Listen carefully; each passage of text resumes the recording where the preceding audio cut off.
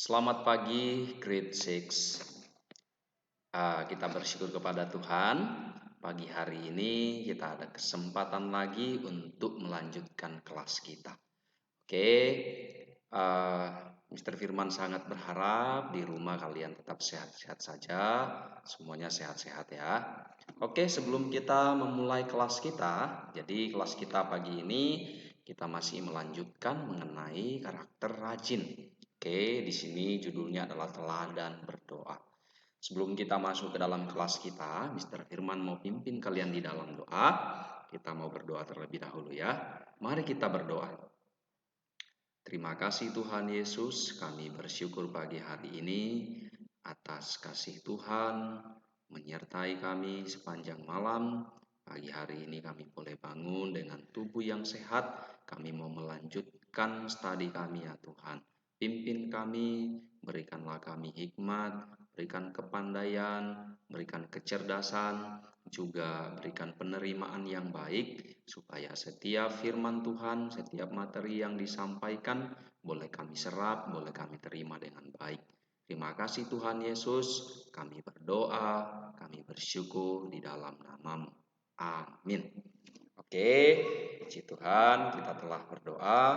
Kita akan masuk ke dalam kelas kita pagi ini dengan ada pertanyaan pendahulu. Di sini ada pertanyaan, coba ceritakan pada waktu apa saja kalian ingat untuk berdoa. Atau jangan-jangan ada yang lupa berdoa sama sekali. Mungkin ada yang berdoa pada waktu makan tok. Sebelum makan berdoa dulu. Atau ada yang sama sekali memang tidak pernah berdoa. Oke. Nah, di sini kalau tidak pernah berdoa, ini adalah hal yang sangat berbahaya. Karena doa itu kan napas hidup orang Kristen. Artinya kalau tidak berdoa berarti tidak bernapas secara rohani, bukan yang physically ya. Oke, kita lanjut, kita melihat. Nah, hari ini kita akan melihat kalau Tuhan Yesus itu berdoa. Pada waktu apa saja dia berdoa? Apa hanya waktu mau makan saja, waktu mau tidur saat malam hari, atau bangun tidur? Oke, jadi ternyata Tuhan Yesus memberikan teladan yang sangat menarik, sangat luar biasa. Karena dia adalah orang yang selalu berdoa, dia rajin berdoa. Oke, kita lihat kalau Tuhan Yesus bangun di pagi hari, apa yang dia lakukan? Alkitab mencatat di dalam Markus pasal 1 ayat 35, pagi-pagi benar, waktu hari masih gelap, ia bangun dan pergi keluar. Ia pergi ke tempat yang terpencil dan berdoa di sana. Nah, inilah yang Tuhan Yesus kerjakan. Pagi-pagi loh bangunnya, masih gelap. Mungkin jam 5, mungkin setengah 6. Jadi sangat pagi sebelum dia mengerjakan apapun, dia terlebih dahulu berdoa. Dia terlebih dahulu bersekutu dengan Allah. Luar biasa kan?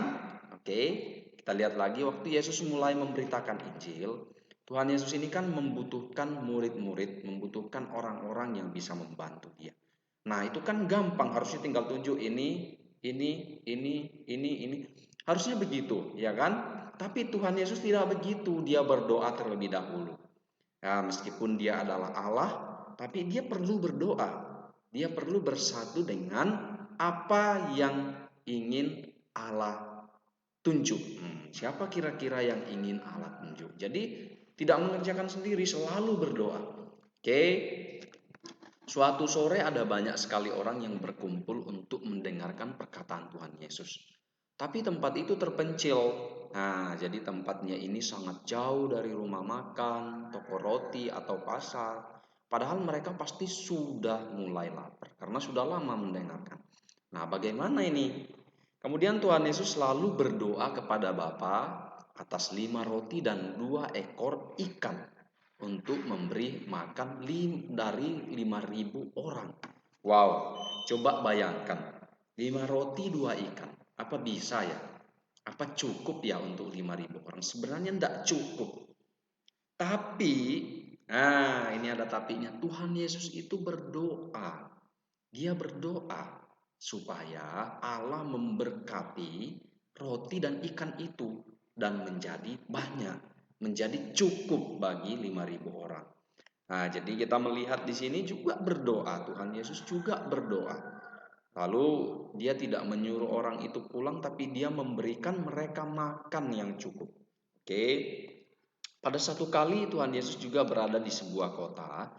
Di situ ada orang yang sakit kusta dan mohon Tuhan menyembuhkan dia. Lalu Tuhan menyembuhkan dia dan berpesan kepadanya agar jangan menceritakan kepada siapapun juga tentang kesembuhannya. Tetapi kabar tentang Tuhan Yesus itu tersebar di mana-mana. Dan orang banyak datang berbondong-bondong kepadanya untuk mendengarkan dia dan untuk disembuhkan dari penyakit mereka. Namun Tuhan pergi ke tempat yang sepi untuk berdoa. Jadi setelah dia menyembuhkan, dia masih berdoa. Dia bersyukur bahwa orang itu telah disembuhkan. Nah, ini sikapnya Tuhan itu di mana-mana. Situasi apapun selalu berdoa. Coba bayangkan, luar biasa kan?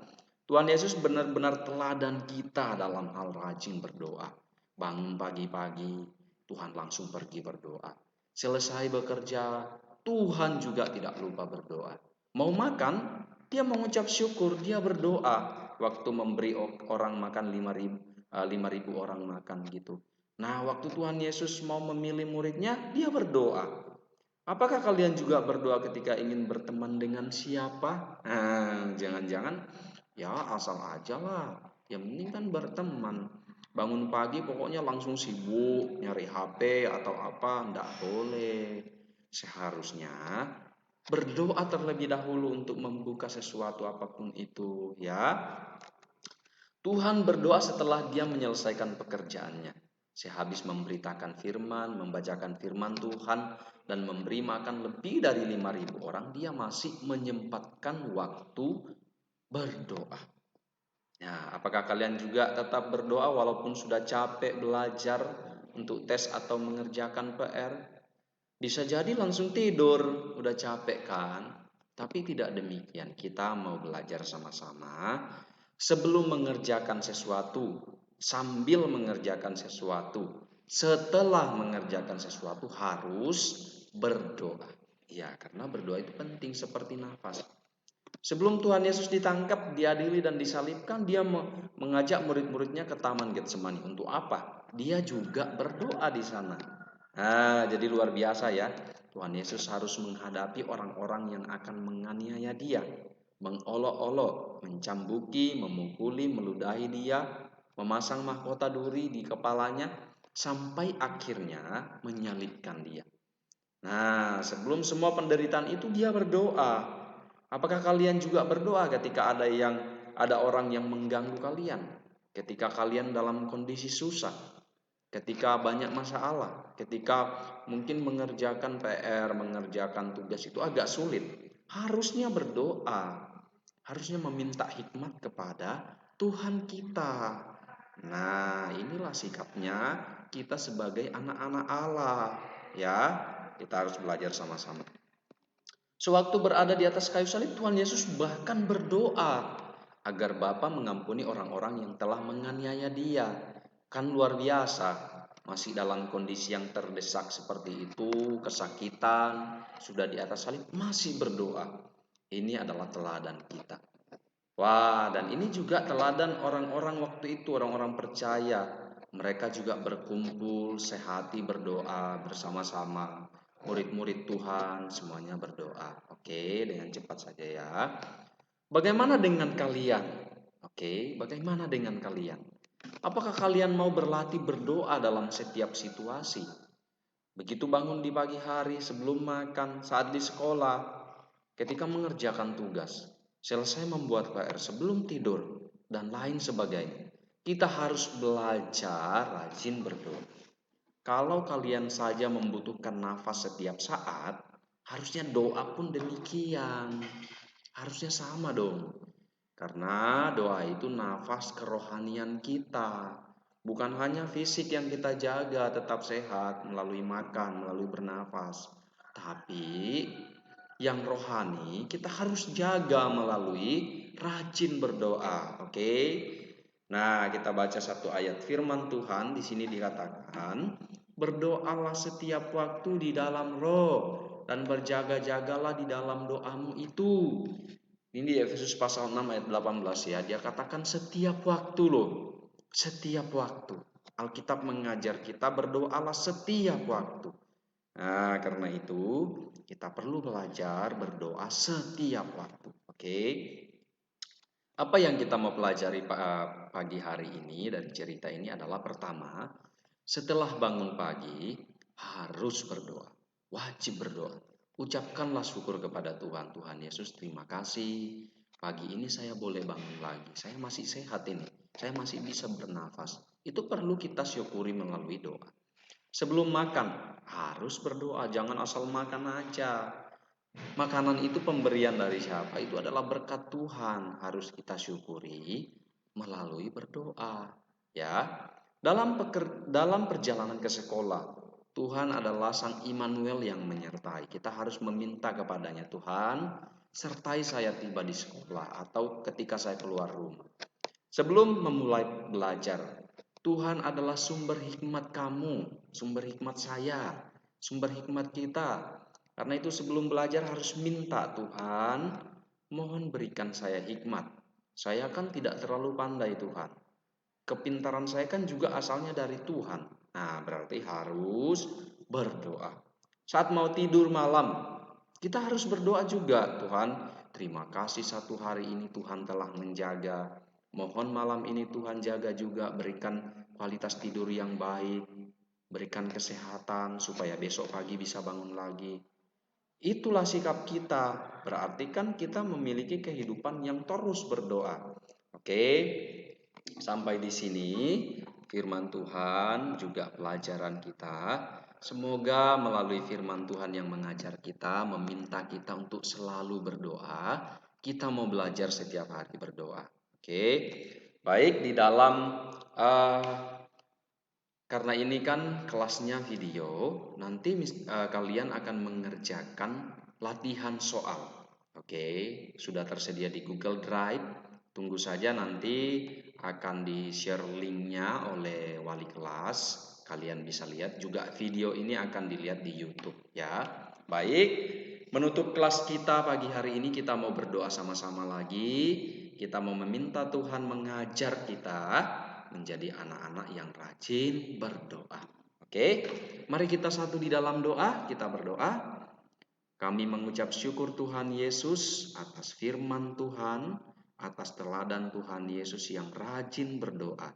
Kami juga mau menjadi anak-anak Allah yang rajin berdoa setiap saat, setiap hari selalu berdoa, memulai segala sesuatu, mengerjakan semua hal. Setelah mengerjakan semua hal, kami perlu belajar berdoa. Inilah nafas hidup orang Kristen, selalu berdoa. Terima kasih Tuhan Yesus, kami bersyukur kepadamu. Kami menyadari bahwa kami tidak mampu, karena itu kami perlu selalu berdoa. Kami mengucap syukur atas kelas ini. Kami berdoa di dalam nama Tuhan Yesus. Haleluya, amin. Oke, sampai di sini kelas kita. Sampai ketemu di waktu selanjutnya. Tuhan memberkati kalian semua. Kalian harus selalu rajin belajar, selalu belajar taat, rajin berdoa, supaya Tuhan selalu memberkati ya. Oke, Tuhan memberkati. Cukup sampai di sini. Kita langsung kalian akan melihat video ini. Oke, bye-bye. Tuhan berkati.